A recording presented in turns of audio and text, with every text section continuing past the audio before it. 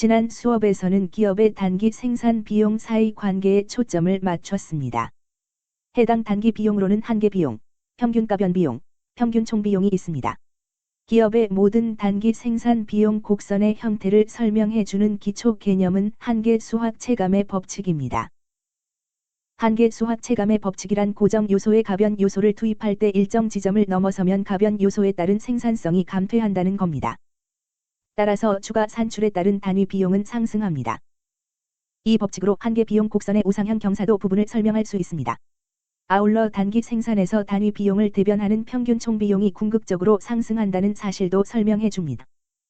어떤 기업이 일정 지점을 넘어서 이 경우 세계 단위를 초과하여 산출량을 늘리고자 한다면 보다시피 산출량 수준이 세계 단위 이상만 넘어서면 이 기업의 평균 총 비용이 증가하므로 이 기업이 앞으로 생산할 단위의 경제성이 갈수록 떨어지게 됩니다. 이 기업이 생산 단위를 6개까지 늘리고 싶을 때는 비용이 더 많이 들 것입니다. 보시다시피 생산 비용이 훨씬 더 많이 듭니다. 그렇다면 궁금해집니다. 어느 지점일 때 기업이 자체 공장 규모를 늘림으로써 비용을 한 번 더 절감할 수 있을까요?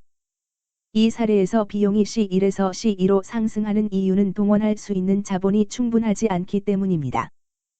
이 기업이 한계 수학의 체감을 맛보고 있으므로 산출량 단위가 3개를 넘어서게 되면 이 기업의 평균 비용은 계속 상승한다는 뜻입니다. 비용이 더욱 상승하게 됨으로써 이 기업이 3개 단위 이상으로 꾸준한 생산을 원하더라도 이윤을 내기가 더욱 어려워질 겁니다. 단기란 고정 공장 기간으로 정의됩니다. 단기에는 재화 생산에서 노동력을 늘리거나 줄이는 것만이 가능합니다. 그래서 단기적으로는 이 기업이 3개 단위 이상으로 산출량을 확대하기를 원한다면 자본량이 고정된 상태에서 더 많은 노동자를 매번 추가하는 방법 말고는 다른 방편이 없습니다. 만약 이 기업이 장기적으로 이윤을 극대화하기를 원한다면, 계속해서 더 많은 단위를 생산하기를 원한다면 이 기업은 어떻게 하면 비용을 계속 낮게 유지할 수 있을까요? 그에 대한 해답은 장기 투자를 해야 한다는 것입니다. 여기서 장기란 가변 공장 기간으로 정의됩니다. 장기적으로 개별 기업의 생산물 수요가 많아지면 새로운 자본을 취득할 수 있으며 자사 생산물 수요가 줄어들면 기업은 기존에 보유한 자본을 처분하거나 처리할 수 있습니다. 다시 말해, 기업은 새로운 공장을 개소하거나 기존의 공장을 폐쇄할 수 있습니다. 기업은 새로운 기술이나 장비를 공장에 추가할 수 있습니다. 기업은 자사 재화 생산에 동원된 토지 규모를 확대할 수 있습니다. 가변 공장 기간이란 기업이 자본과 토지와 노동의 규모의 변화를 줄 수 있는 기간입니다. 그렇다면 예를 들어 여기서 보시는 바와 같은 기업은 어느 시점에서 공장 규모를 확장하기를 원할까요? 자명하게 이 기업이 자사 산출물 단위를 3개, 4개 이상 5개, 6개 이상 계속해서 증산하고자 한다면 그 비용은 계속 상승할 수밖에 없습니다. 물론 이 기업의 평균 총 비용이 상승할수록 이윤은 감소합니다. 이 기업은 자본이 추가로 필요합니다. 그 다음 문제가 되는 건 새로운 자본을 취득할 때 이 기업의 평균 총 비용에는 어떤 일이 벌어지는가입니다. 이 기업의 생산이 하나의 공장에서만 이루어지고 있다고 가정해 보겠습니다. 이 기업이 항공기 제조사라고 가정해 보겠습니다. 공장이 하나일 때 이 공장은 매우 낮은 평균 총 비용을 들여 3개의 항공기를 생산할 수 있으나 항공기 6대는 상대적으로 높은 평균 총 비용을 들여야 생산할 수 있습니다. 이 기업이 6대 이상의 항공기를 생산하려면 또 하나의 공장이 필요합니다. 그래서 나는 수량축을 연장해서 이 기업이 항공기 생산 공장을 증설하면 어떤 양상이 되는지 보여드리겠습니다. 이것은 이 기업의 공장이 하나뿐인 경우의 평균 총비용 곡선입니다. 만약에 이 기업의 생산물을 항공기라고 하면 항공기 수요가 3대, 4대에서 6대, 7대 이상으로 늘어날 경우 이 기업이 추가로 공장을 개설한다면 편익이 있을 겁니다. 문제는 제2공장을 개설하면 평균 총비용은 어떻게 되는가 하는 것입니다. 저는 새로운 평균 총비용 곡선을 그리겠습니다. 여기에 자 이게 항공기 3대, 4대, 5대, 항공기 5대 이후에 6대의 항공기를 생산하기 위해 이 회사는 두 번째 공장을 개설하기로 했습니다. 이 같은 공장 증설이 기업의 평균 비용에 어떤 영향을 미칠지 봅시다. 그리고 이제 원래의 평균 총비용 곡선보다 아래에 위치한 새로운 평균 총비용 곡선이 존재합니다. 물론 이 평균 총비용 곡선과 함께 한계 비용 곡선이 존재하며 한계 비용 곡선은 이전 수업에서 설명한 대로 평균 총비용의 최저점과 교차합니다. 그래서 MC2가 존재합니다. 자 여기서 확인할 수 있는 건 뭔가요? 자, 이 기업이 항공기 6대를 생산하고 싶다면 공장 하나에서 생산했다면 경험하지 못했을 낮은 평균 총비용으로 생산할 수 있습니다. 이것이 우리가 C1이라고 칭하게 될 새로운 평균 총비용입니다. 이 두 번째 공장이 없었다면 항공기 6대의 평균 총비용은 훨씬 상승했을 겁니다. 여기 C2에서 확인할 수 있습니다. 이 기업이 두 번째 공장을 개설했을 때 왜 항공기 생산에 따른 평균 총비용이 감소했을까요? 우리가 경제학 용어를 써서 말해보자면 이 기업이 두 번째 공장을 개설하면서 이 기업은 규모의 경제를 경험하기 시작했습니다.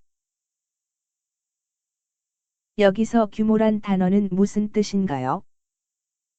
이 경우 규모는 크기를 말합니다. 이 기업이 두 번째 공장을 개설하면 더 큰 기업이 됩니다. 하나의 플레이어가 됩니다. 기업이 더 커지면서 이젠 과거 소기업일 때보다 더 낮은 비용으로 항공기를 생산할 수 있습니다. 규모가 적었을 당시 이 항공기 제조업체의 평균 생산 비용은 높을 수밖에 없었습니다. 기업이 커질수록 기업의 평균 가변 비용과 평균 고정 비용은 더욱 감소하는 경향이 있습니다. 이 기업은 소위 규모의 경제라는 것을 경험하기 시작합니다. 평균 비용이 하락하게 되는 몇몇 이유를 들자면 노조와의 협상력 개선이 있습니다.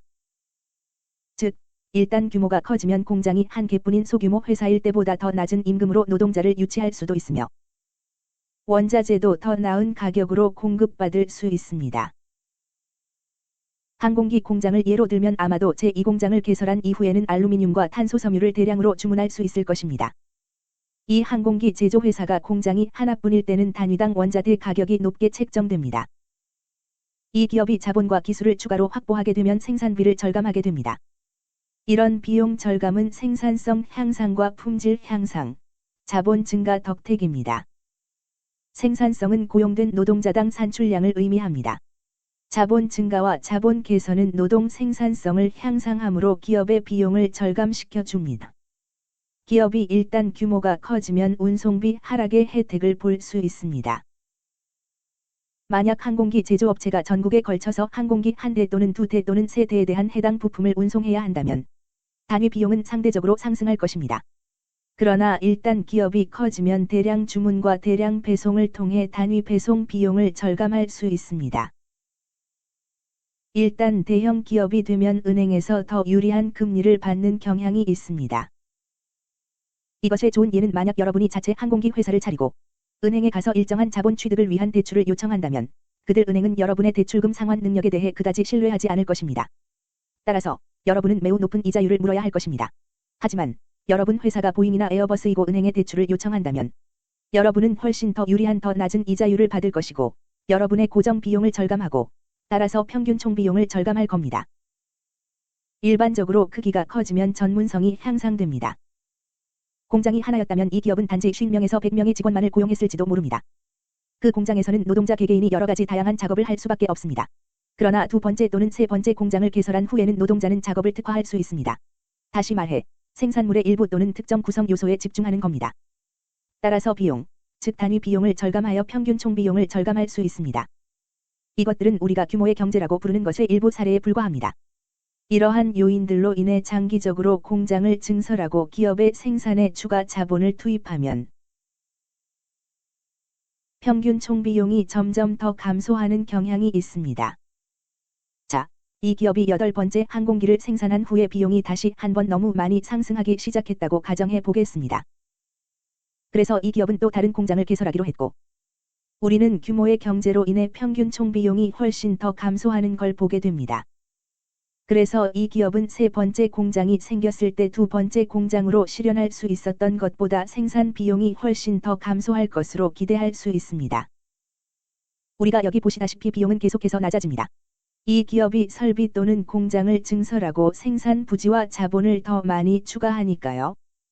자, 이 기업이 계속 성장하고 이 기업 생산물에 대한 수요가 계속 증가하고 있다고 가정해 보겠습니다. 공장을 추가로 개설하면서 시간 경과에 따라 평균 총비용은 감소할 것으로 예상됩니다. 그래서 제가 여기에 그리고 있는 각각의 평균 총비용 곡선은 공장 증설로 달성하게 되는 단기 평균 총비용 곡선을 나타냅니다. 이 기업의 최소 평균 총비용이 계속 하락하고 있습니다. 물론 이것은 이 기업이 생산하고 있는 전체 생산물에 대한 최소 평균 총비용을 의미합니다. 자, 이제 이 기업은 규모가 매우 커져서 14개의 생산물을 생산하고 있다고 가정해 보겠습니다. 만약 이것이 전보제특이라면, 네, 이것은 14대의 항공기입니다. 이 기업의 크기가 커져서, 즉 규모의 경제 덕분에 훨씬 더 낮은 평균 총비용을 실현할 수 있습니다. 단지 3대의 항공기나 4대에서 5대의 항공기를 생산했을 때 달성하리라 기대했던 것과 비교해서 말입니다. 그렇다면 규모의 경제는 끝없이 발생할까요? 예측컨대 그리 간단치 않습니다. 기업이 점점 더 커짐에 따라 기업은 평균 총생산 비용이 일정 시점까지 감소할 것으로 예상할 수 있습니다. 자, 나는 이 기업이 경험했던 4가지 상이한 평균 총비용, ATC, 곡선을 연결하려고 합니다. 나는 이들을 여기서 두꺼운 선으로 연결하려고 합니다. 제가 그린 4개의 평균 총비용 곡선과 접점을 이루는 포락선을 만들려고 합니다.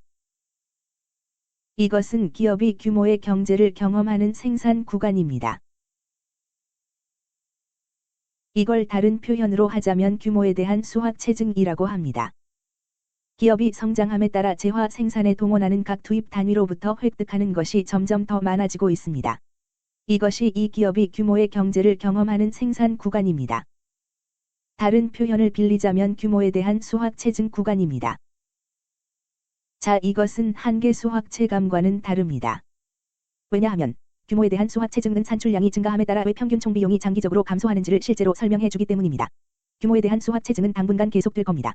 그러나 또 하나의 공장을 개설했는데 이 기업이 더는 규모에 대한 수학 체증을 경험하지 못한다고 가정해 봅시다. 다시 말해, 이 기업이 5번째 공장을 개설하면서 더는 규모의 경제를 누리지 못하고 있습니다. 우리는 이것을 ATCO라고 하겠습니다. 유의하세요. 이 기업이 5번째 공장을 개장하면 장기 평균 총비용 곡선이 평탄화되기 시작합니다. 이 기업은 더 이상 규모의 경제를 경험하지 않습니다. 5번째 공장을 개설하면서 달성할 수 있는 평균 총비용 하락은 4번째 공장을 개장했을 때보다 낮아지지 않습니다. 그래서 이 기업이 17대의 항공기를 생산했을 때 평균 총비용은 그 기업이 단 14대의 항공기를 생산했을 때와 같을 것입니다. 더 이상 규모의 경제를 실현하지 못하고 있습니다.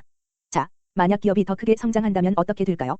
기업이 계속 성장한다면 충분히 예상하건대 결국 평균 총비용이 다시 증가하기 시작할 가능성이 매우 큽니다. 그래서 저는 이것을 ATC6라고 하겠습니다. 그리고 기업이 성장을 거듭한다면 평균 총비용이 결국 상승하기 시작합니다. 이 기업은 소위 규모의 불경제를 경험하기 시작합니다. 이 경우 기업이 6번째, 7번째, 8번째 공장을 개설하면서부터 항공기 생산에 따른 평균 총비용이 상승합니다. 다시 말해 이 기업은 그 무엇을 생산하더라도 평균 총비용이 상승하기 시작합니다. 이 기업은 이제 너무 커져서 자신의 이익을 대변하지 못합니다. 이 기업은 딱 4-5개의 공장만을 보유하는 게 더 유리할 겁니다. 이 기업은 경제학자들이 말하는 규모의 불경제를 경험하기 시작했습니다. 규모의 불경제를 설명할 요인으로는 의사소통 비효율, 공장 관리자들의 부패 등 기업이 크게 성장하면서 비효율적으로 되게 하는 그 밖의 모든 것들이 해당합니다. 이 기업은 이제 비효율적이어서 더 이상 낮은 평균 총비용을 달성할 수 없습니다. 이 기업이 낮은 평균 총비용을 달성하던 시기는 14, 15, 16, 17 또는 18대까지 생산할 당시입니다. 이 기업이 18대를 넘어서 25대를 생산한다고 가정해 보겠습니다. 이제 25대의 생산 단위로 인해 이 기업이 적은 단위를 생산할 때보다 훨씬 높은 단위 비용을 지불합니다. 이제 다시 C1까지 비용이 상승했습니다. 기업이 더 이상 생산물 생산에 효율적이지 않기 때문에 이 기업의 평균 총비용이 다시 한번 상승했습니다. 이 기업이 개설해야 할 최적의 공장 수는 4개에서 5개 공장입니다. 공장이 5개를 넘어서면 이 기업의 평균 총비용이 상승하기 시작합니다. 1980년대에 세계 최대 자동차 제조업체였던 제너럴 모터스는 쉐보레, 크라이슬러 등 4개의 작은 자동차 제조업체로 분리되었습니다. 왜냐하면 기업이 너무 커져서 자신의 이익을 대변하지 못하게 되었기 때문입니다. 제너럴 모터스는 더 이상 아시아의 저가 자동차 제조업체들과 경쟁할 수 없었고 제너럴 모터스가 할 수 있는 최선은 4개의 작은 기업으로 분리하는 결정이었습니다. 각기 분리된 기업의 관리 아래에 적은 공장 수를 두면서 평균 총비용을 절감했습니다. 이번 강의에서 우리는 생산 비용을 단기에서 장기까지 살펴보았습니다. 8개의 상이한 평균 총비용 곡선을 이 그래프에 그렸습니다. 각각의 곡선은 생산물 수요가 증가함에 따라 공장을 추가로 개설하게 되는 기업의 평균 총비용을 나타냅니다. 유의하세요. 처음에는 평균 총비용이 감소합니다. 따라서 기업이 공장을 추가로 개설하면서 규모의 경제라는 것을 경험하게 되는 산출량 구간이 존재합니다. 하지만 어느 시점에선가 공장 증설에 따른 효율성이 더 이상 생기지 않고 있습니다. 이 구간을 지금까지 구별하지 않았지만 장기 평균 총비용 곡선의 이 구간을 일컬어 규모에 대한 수확 불변 구간이라고 합니다. 이 기업은 4개에서 5개 공장으로 늘어남에 따라 규모에 대한 수확 불변을 경험합니다. 평균 총비용은 더는 감소하지 않고 이제 불변입니다. 요소 투입에 따른 생산성이 향상하는 게 아니라 이제 불변입니다. 이 기업은 공장이 5개가 넘어가면서 평균 총비용이 상승하는 장기 평균 총비용 구간을 경험하게 됩니다. 따라서 기업이 너무 커지면서 자신의 이익을 대변할 수 없다면 평균 총비용이 증가하기 시작합니다. 이 기업은 산출량이 17단위를 넘어가는, 즉 공장이 5개를 초과한 후로는 규모의 불경제를 경험하기 시작합니다. 규모의 불경제를 경험하는 기업이 할 수 있는 최선은 공장의 수를 줄이고 재화 생산에 사용하는 자본과 토지의 규모를 줄이는 것일 수 있습니다. 장기적으로 이 기업의 비용이 최소화되기 때문에 이 기업의 평균 단위 비용은 장기 평균 총비용 곡선의 최저점에서 최소화됩니다. 그래서 우리는 평균 총비용은 장기적으로 최소화한다고 말할 수 있습니다. 장기 평균 총비용은 기업이 규모의 경제를 경험한 이후에야 최소화합니다. 이제 규모의 경제라는 개념은 기업 이론 전반에 걸쳐 여러 번 언급될 것입니다. 예를 들어 거대 자본이 필수적인 산업에 속한 기업이 평균 총비용 절감을 실현하려 한다면 규모의 경제가 신규 기업의 진입 장벽이 될 수 있습니다. 예를 들어 항공기에 관해 이야기해보죠. 보잉과 에어버스는 규모의 경제가 막대하기 때문에 대형 항공기 제조 분야에서 거의 독점권에 가까운 사실상의 복점권을 가지고 있습니다. 만약 오늘 여러분이나 제가 항공기 제조 사업을 시작하려고 한다면 우리는 그들과 경쟁할 수 없을 것입니다. 왜냐하면 만약 우리가 공장 하나를 개설한다면 우리는 규모의 경제를 실현한 보잉과 에어버스와 다르게 너무 높은 평균 총비용이 들기 때문에 그들 거대 업체와 같이 항공기를 낮은 가격으로 판매할 수 없습니다.